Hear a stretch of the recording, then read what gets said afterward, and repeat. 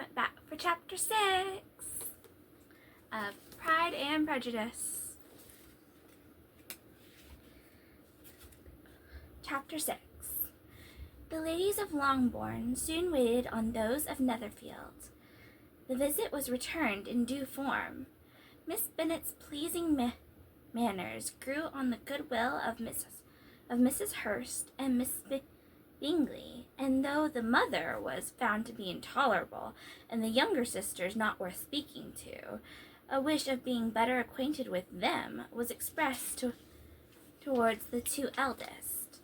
By Jane, this attention was received with the greatest pleasure, but Elizabeth still saw superciliousness in their treatment of everybody, hardly excepting even her sister, and could not like them, though their kindness to Jane, such as it was, had a value of arising in all probability from the influence of their brother's admiration. It was generally evident whenever they met that he did admire her, and to her it was equally evident that Jane was yielding to the preference which she had begun to entertain from the first, and was in a way to being very much in love. But she considered with pleasure that it was not likely to be discovered by the world in general, since Jane united with great strength of feeling, a composure of temper, and a uniform cheerfulness of manner, which would guard her from the suspicions of the impertinent. She mentioned this to her friend Mrs. Lucas. "It may perhaps be pleasant," replied Charlotte, "to be able to impose on the public in such a case, but it is sometimes a disadvantage to be so very guarded. If a woman conceals her affection with the same skill from the object of it, she may lose the opportunity of fixing him, and it will be but poor consolation to believe the world equally in the dark. There is so much of gratitude or vanity in almost every attachment that it is not safe to leave any to itself. We can all begin freely. A slight preference is natural enough, but there are very few of us who have heart enough to be really in love without encouragement. In 9 cases out of 10, a woman had better show more affection than she feels. Bingley likes your sister undoubtedly, but he may never do more than like her if she does not help him on.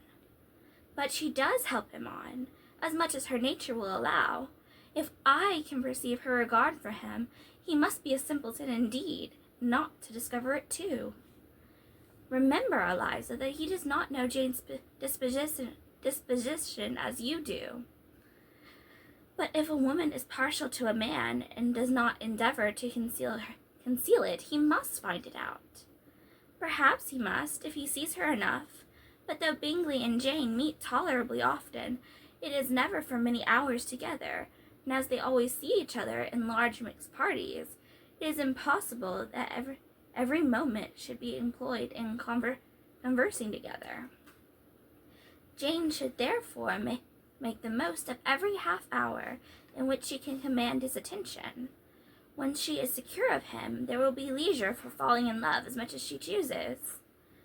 "Your plan is a good one," replied Elizabeth, where nothing is in question but the desire of being well married. "And if I were determined to get a rich husband, or any husband, I dare say I should adopt it. But these are not Jane's feelings. She is not acting by design. As yet, she cannot even be certain of the degree of her own regard, nor of its reasonableness. She has known him only a fortnight. She danced 4 dances with him at Meryton. She saw him one morning at his own house, and has since dined in company with him 4 times. This is not quite enough to make her understand his character." "Not as you represent it. Had she merely dined with him, she might only have discovered whether he had a good appetite.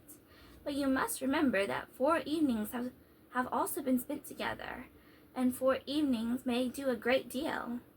Yes, these 4 evenings have enabled them to ascertain that they both like Vinton better than Commerce. But with respect to any other leading characteristic, I do not imagine that much has been unfolded." "Well," said Charlotte, "I wish Jane success with all my heart, and if she were married to him tomorrow, I should think she had as good a chance of happiness as if she were to be studying his character for a 12-month. Happiness in marriage is entirely a matter of chance.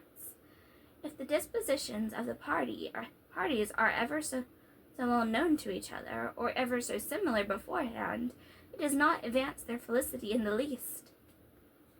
They always continue to grow sufficiently unalike afterwards to have their share of vexation, and it is better to know as little as possible of the defects of the person with whom you are to pass your life." "You make me laugh, Charlotte, but it is not sound. You know it is not sound, and that you would never act in this way yourself." Occupied in observing Mr. Bingley's attention to her sister, Elizabeth was far from suspecting that she was herself becoming an object of some interest in the eyes of his friend.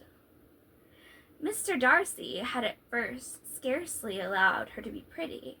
He had looked at her without admiration at the ball, and when they next met, he looked at her only to criticize. But no sooner had he made it clear to himself and his friends that she had hardly a good feature in her face, that he began to find it was rendered uncommonly intelligent by the beautiful expression of her dark eyes. To this discovery succeeded some others equally mortifying.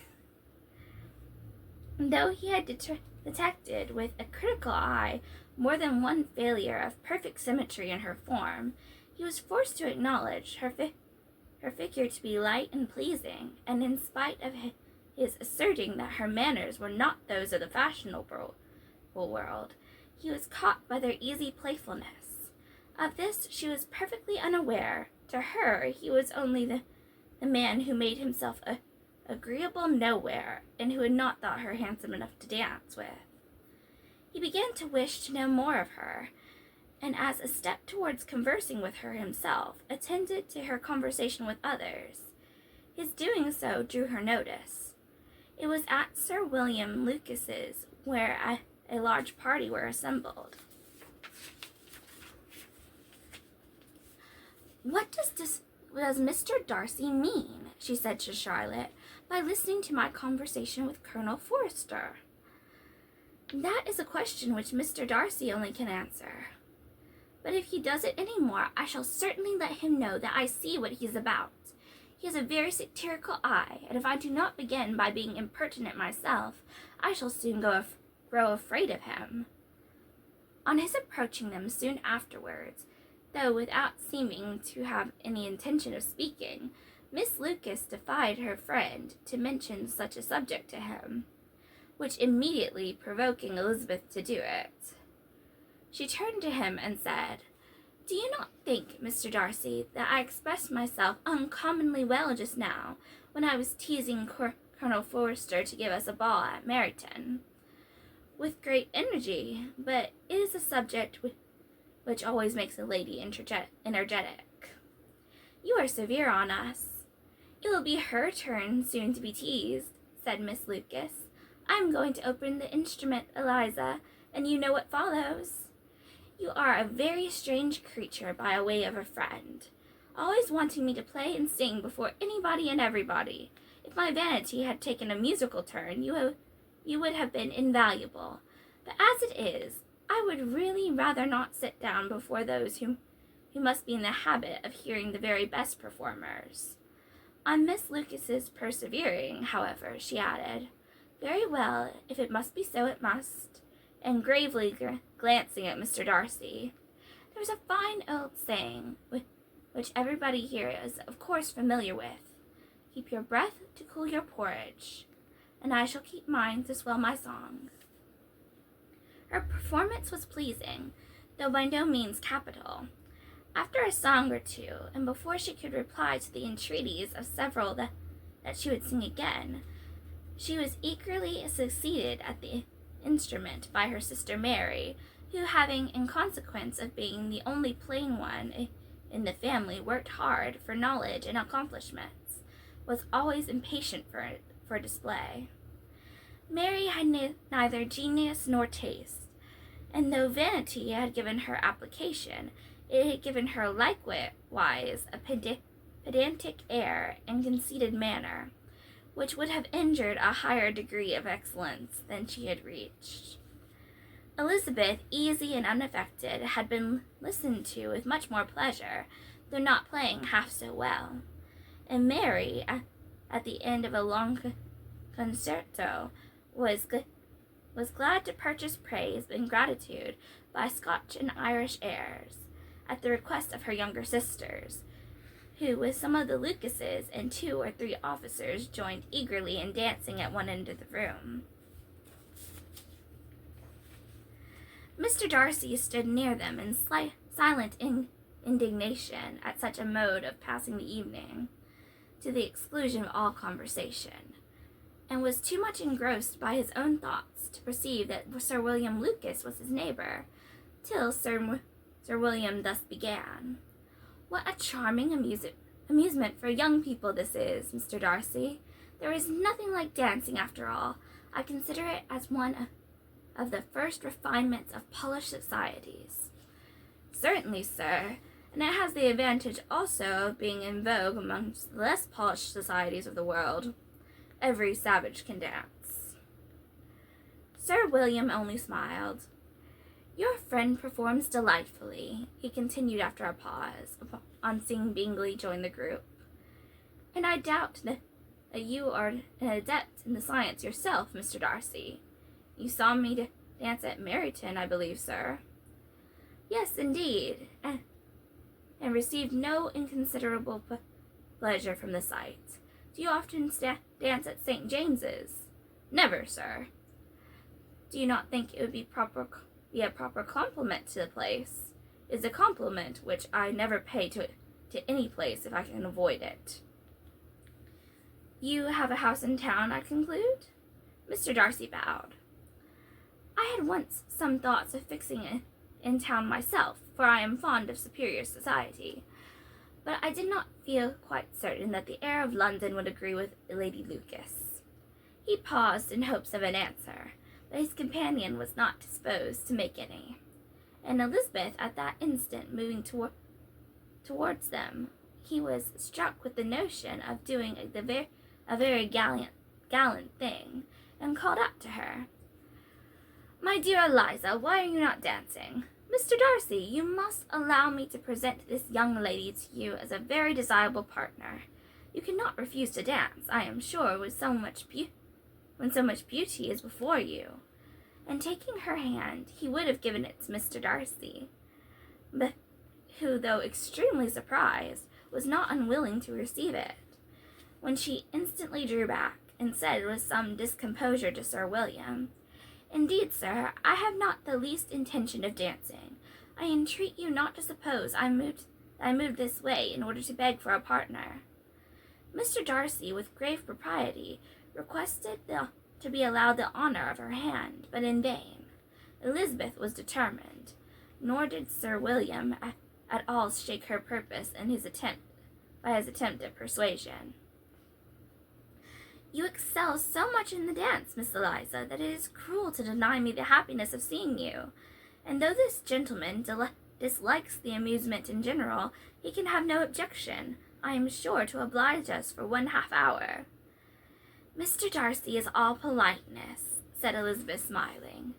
"He is indeed, but considering the inducement, my dear Eliza, we cannot wonder at his complaisance, for who would object to such a partner?" Elizabeth looked archly and turned away.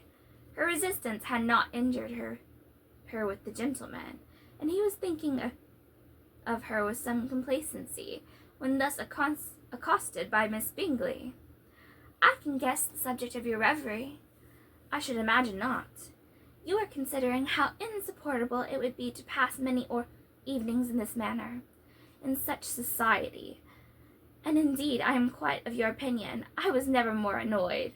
The insipidity, and yet the noise, the nothingness, and yet the self-importance of all these people.